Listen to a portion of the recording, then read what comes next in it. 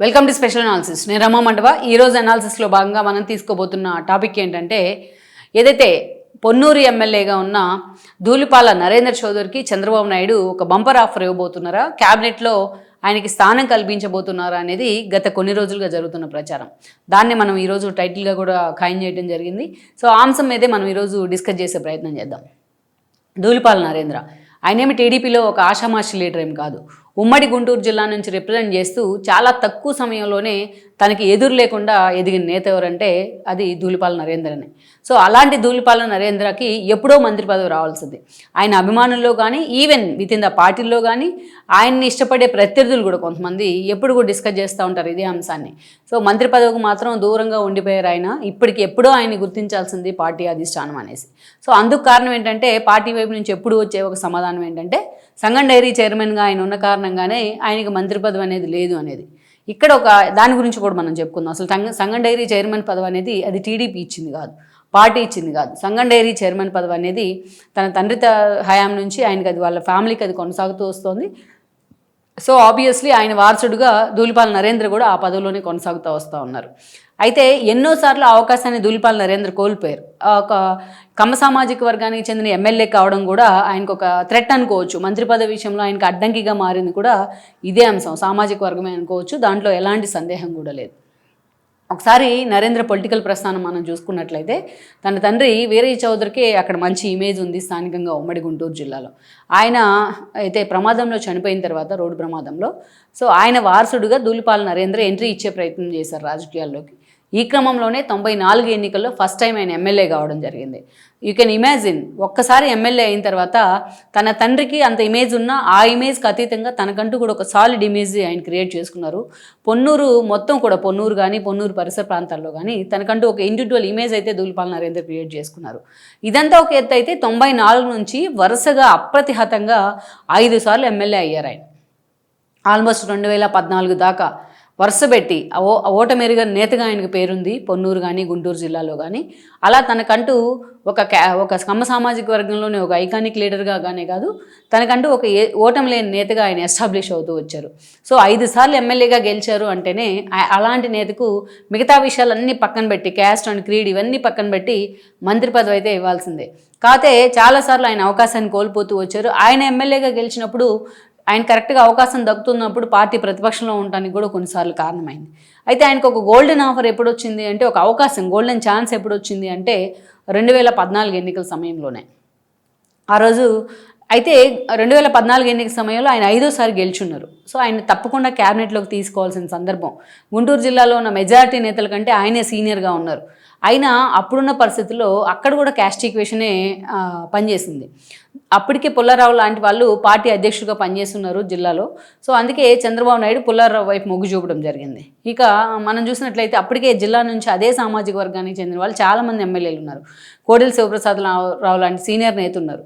ఆయన్ని కూడా మంత్రి పదవి నుంచి పక్కన పెట్టి స్పీకర్ స్థానంలో కూర్చోబెడతాం జరిగింది పార్టీ అధిష్టానం. అది చంద్రబాబు తీసుకున్న ఒక ఏదైతే ఒక చేదు అనుభవం, అది కోడెలకు అది అనుచేదు అనుభవాన్ని మిగిల్చింది ఆ స్పీకర్ పదవి అనేది.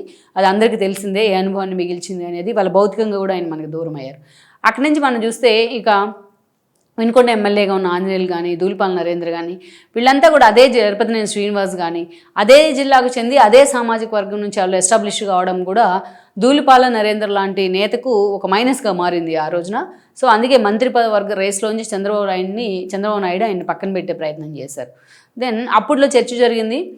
ధూళిపాల నరేంద్రని పదవిలోకి తీసుకునే అవకాశం ఉన్నా చంద్రబాబు నాయుడు పక్కన పెడతానికి కారణం ఏంటంటే, ఆయనకున్న ఏదైతే సంగం డైరీ చైర్మన్ పదవి అనేది. ఇక్కడే ఆల్రెడీ నేను చెప్పాను, ఇది సంగం డైరీ చైర్మన్ పదవి అనేది ధూళిపాల నరేంద్ర ఆయన ఓన్గా తెచ్చుకున్నది కాదు, ఆ ఫ్యామిలీకి లేకపోతే పార్టీ ఇచ్చింది కాదు. వాళ్ళ తండ్రి ఆ పదవిలో పనిచేశారు. తండ్రి చనిపోయిన తర్వాత ఎలాగైతే ఆయన పొన్నూరుకి ఎమ్మెల్యే అయ్యారో, పొన్నూరు ప్రజలను హక్కును చేర్చుకున్నారో, అలాగే సంగం డైరీ చైర్మన్ పదవి కూడా ధూళిపాల నరేంద్ర ఖాతాలోకి వచ్చింది. సో ఇన్ని సంవత్సరాలు ఆ చైర్మన్ పదవిలో ఉన్నారు అంటే అక్కడ స్థానికంగా ఉన్న రైతులు యాక్సెప్ట్ చేస్తేనే ఆ స్థాయిలో ఆయన ఉండగలిగారు. లేకపోతే ఎప్పుడు ఆయన దించి పక్కన పెట్టేవాళ్ళు. ఇదైనా పార్టీ గుర్తించాల్సి ఉంటుంది. దెన్ అక్కడి నుంచి మనం చూసినట్లయితే అయితే 2014లో ఆయనకి స్పీకర్ పదవి ఇస్తారనో ఇంకోటని చర్చ జరిగినా, బట్ ఆ విషయాలు మాత్రం కేవలం ప్రచారాలుగానే మిగిలిపోయాయి. ఇక చివరికి కోడెల శివప్రసాద్ సీనియర్ కాబట్టి ఆయనకి స్పీకర్ పదవి ఇచ్చే ప్రయత్నం చేశారు చంద్రబాబు నాయుడు. ఇక అక్కడి నుంచి మనం చూస్తే 2019 ఎన్నికల్లో ఫస్ట్ టైం ధూళిపాల నరేంద్ర తన కెరీర్లో, తన పొలిటికల్ కెరీర్లో ఓటమి చోటు చూసిన సందర్భం అది. ఎందుకంటే రాష్ట్ర వ్యాప్తంగా జగన్మోహన్ రెడ్డికి ఉన్న ఒక్క ఛాన్స్ వేవు ధూళిపాల నరేంద్ర మీద కూడా పనిచేసింది. సో పొన్నూరు నుంచి ఆ రోజు ఉమారెడ్డి అల్లుడైన కిలా రోసయ్య పోటీ చేస్తే రోసయ్య చేతిలోని ధూళిపాల నరేంద్ర ఓడిపోవడం జరిగింది. ఓడిపోయిన తర్వాత కేవలం గుంటూరు జిల్లాలో చూసుకుంటే, ఉమ్మడి గుంటూరు జిల్లాలో జగన్మోహన్ రెడ్డి అందరికన్నా ఎక్కువ ఫోకస్ పెట్టే నేత ఎవరు ఉన్నారంటే అది ధూళిపాల నరేంద్రే. ఆయన కేసులు పెట్టేయడం జరిగింది. కరోనా సమయంలో అనేక రకాలుగా ఆయన ఇబ్బంది పెడతాం జరిగింది. అనేక రకాలుగా ధూళిపాల నరేంద్ర టార్గెట్గా జగన్మోహన్ రెడ్డి విచ్చలవిడి రాజకీయం చేశారు. అయినా సరే ఎక్కడ ఆయన తలొగ్గలేదు. ధూళిపాల నరేంద్ర లాంటి వాళ్ళని ఎలాగైనా తమ పార్టీలోకి రప్పించుకోవాలని జగన్మోహన్ రెడ్డి టార్గెట్ పెట్టారు. సామాజిక వర్గ కేంద్రంగా ఆయన టార్గెట్ చేసే ప్రయత్నం చేశారు. అయినా సరే ధూళిపాల నరేంద్ర ఎక్కడ కూడా వెనక్కి తగ్గే ప్రయత్నం అయితే చేయలేదు. అదే స్థాయిలో ఆయన అనారోగ్యం పాలైనా అదే స్థాయిలో జగన్మోహన్ రెడ్డి మీద ఫైట్ చేస్తూ తన వాయిస్ అయితే వినిపిస్తూ వచ్చారు. That's it. 2024 ఎన్నికలు వచ్చాయి. 24 ఎన్నికల్లో మరోసారి ధూళిపాల నరేంద్ర గెలవడం జరిగింది. కూటమి మొత్తం 3 పార్టీలు కలిసి పోటీ చేశాయి. అయితే ఇక్కడే ఒక ట్విస్ట్ ఏంటంటే, ఈసారి ఎలాగైనా సరే ధూళిపాల నరేంద్రకి ఆ పదవి వస్తుందని కూడా ఆయన అభిమానులు అనుకున్నారు. అందరూ లెక్కలు కడతా వచ్చారు. కానీ అగైన్ ఈసారి కూడా క్యాస్ట్ ఈక్వేషన్తో పాటు జనసేన ఈక్వేషన్ కూడా ఆయనకి అడ్డంకిగా మారాయి. ఈరోజు నిజంగానే లోకేష్ మంగళగిరిని గెలవడం, ఉమ్మడి గుంటూరు జిల్లాలో లోకేష్ మంగళగిరి నుంచి గెలవడం, ఆయన మంత్రి కావడం చంద్రబాబు నాయుడు క్యాబినెట్లో. ఎందుకంటే ఆయన ఆబ్లిగేషన్ కాబట్టి, లోకేష్ భారీ మెజారిటీతో ఎమ్మెల్యేగా గెలిచారు కాబట్టి, సో చంద్రబాబు నాయుడు వారసుడు కాబట్టి ఆయనకు మంత్రి పదవి ఇవ్వాల్సిన సందర్భం వచ్చింది. ఇక వేరే జనసేన ఈక్వేషన్లో కూడా ఆ జిల్లాలోనే మంత్రి పదవి ఫిట్ అయింది. అది కూడా నాదెండ్ల మనోహర్కి. అటు లోకేష్ కానీ ఇటు నాదెండ్ల మనోహర్ కానీ ఇద్దరు కూడా కమ్మ సామాజిక వర్గానికి చెందిన నేతలే. అది కూడా ఉమ్మడి గుంటూరు జిల్లాలో. సో అందుకనే మాజీ మంత్రిగా పనిచేసిన పుల్లారావుకు అవకాశం లేదు. అదేవిధంగా చూసినట్టయితే జీవి ఆంజనేయులు సీనియర్ ఎమ్మెల్యేగా ఫోకస్ అయ్యారు, జిల్లా పార్టీ అధ్యక్షుడిగా ఉన్నారు. ఆయన కూడా మంత్రి పదవి నుంచి పక్కన పెట్టే ప్రయత్నం చేశారు.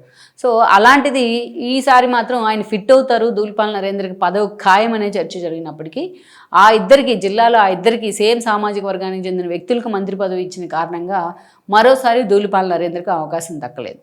అయితే ఇక్కడే ఒక చర్చ ఏంటంటే, ధూళిపాల నరేంద్రకి అవకాశం దక్కకపోవడానికి సంగం డైరీ చైర్మన్ పదవే కారణం అంటారు. ఎందుకంటే హెరిటేజ్ డైరీతో ఇష్యూస్ ఉన్న కారణంగా సంగం డైరీ చైర్మన్గా ఉన్న ధూళిపాలకి ఆయనకు పదవి లేదు అంటారు. కానీ అసలు అది వాస్తవమే కాదు.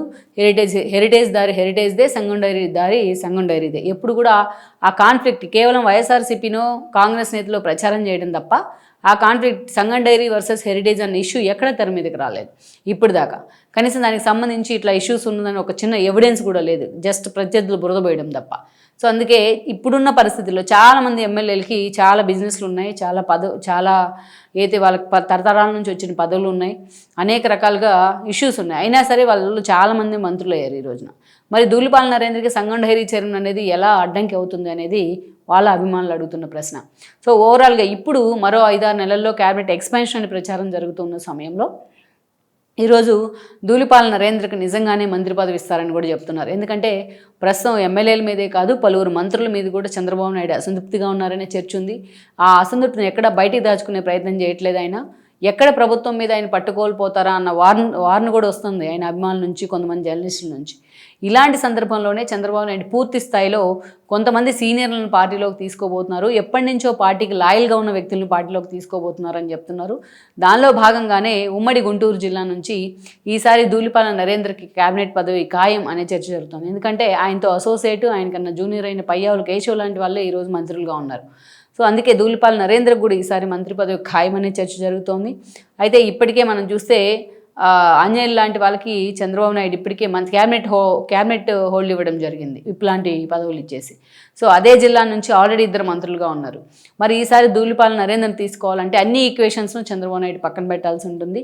మరి ఆయన వైపు నుంచి చూస్తే, ఆయన అభిమానుల వైపు నుంచి చూస్తే ఈసారైనా సరే ఏదైతే ధూళిపాల క్యాబినెట్లోకి వెళ్లాల్సిందే అని కూడా ఒక ఒత్తిడి అయితే ఉంది పార్టీ వైపు నుంచి.